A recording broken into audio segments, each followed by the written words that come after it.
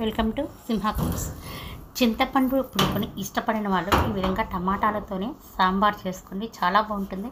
Taste కూడా సూపర్గా ఉంటుందండి. చేయడం కూడా చాలా ఈజీగా ఉంటుంది. ముందుగా దీనికోసం కందిపప్పుని 1 గ్లాస్ తీసుకున్నాను. అంత శుభ్రం కడుక్కొని ఎల్లిపాయలు, జీలకర్ర 1కి 2 గ్లాసుల వాటర్ పోసుకొని కొంచెం ఆయిల్ వేసుకోవాలి. ఉడికేటప్పుడు పొంగదనమాట.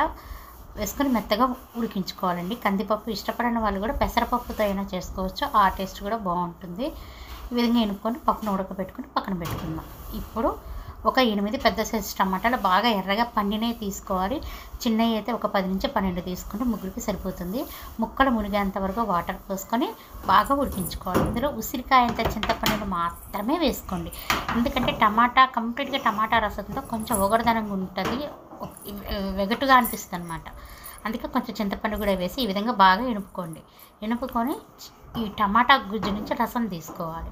దీన్ని ఒక స్ట్రైనర్లోకి తీసుకుని 1కి 2 సార్లు వాటర్ పోసుకొని గుజ్జుని బాగా పిసికేసి మనం ఈ విధంగా టమాటా రసాన్ని వడగట్టుకోవాలి. ఇప్పుడు ఈ వడగట్టుకున్న టమాటా రసాన్ని తీసి పక్కన పెట్టుకుందాం. ఇప్పుడు వెడల్పాటి కళాయి ఒకటి తీసుకుందాము. అందులో నేను ఒక 3 టేబుల్ స్పూన్ల ఆయిల్ వేసుకుంటున్నాను.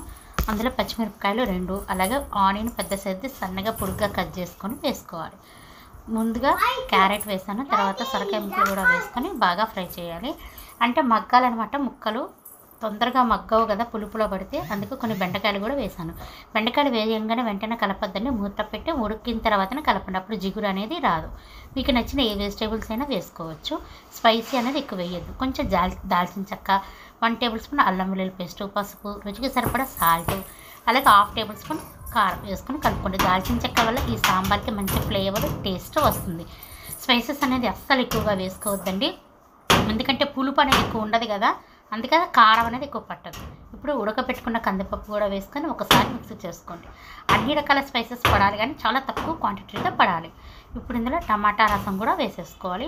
ఇప్పుడు మనం మీడియం ఫ్లేమ్ మీద ఈ ముక్కలు 90% మాత్రమే ముందు నేను మగ్గించుకున్నాను కదా, మిగతా 10% అనేది ఈ టమాటా రసంలో ఉడికితే ఆ ముక్కల యొక్క టేస్ట్ గుజ్జు కానీ ఈ రసానికి పడుతుంది. కొంచెం కొత్తిమీర కూడా వేసుకొని దీన్ని మసలించుకోవాలండి బాగా. అయితే కొంచెం సరిపడా వాటర్ కూడా పోసుకోండి. మరీ పలుచగా ఉండద్దు సాంబారు, మరీ చిక్కగా కూడా ఉండద్దండి, బాగోదు. మీడియంగా ఉండేటట్టుగా ఉంచుకోవాలన్నమాట.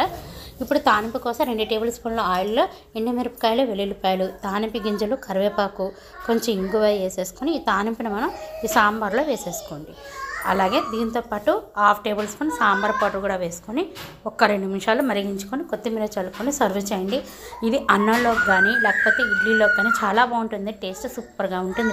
మీరు కూడా ఒకసారి ట్రై చేయండి. Please subscribe.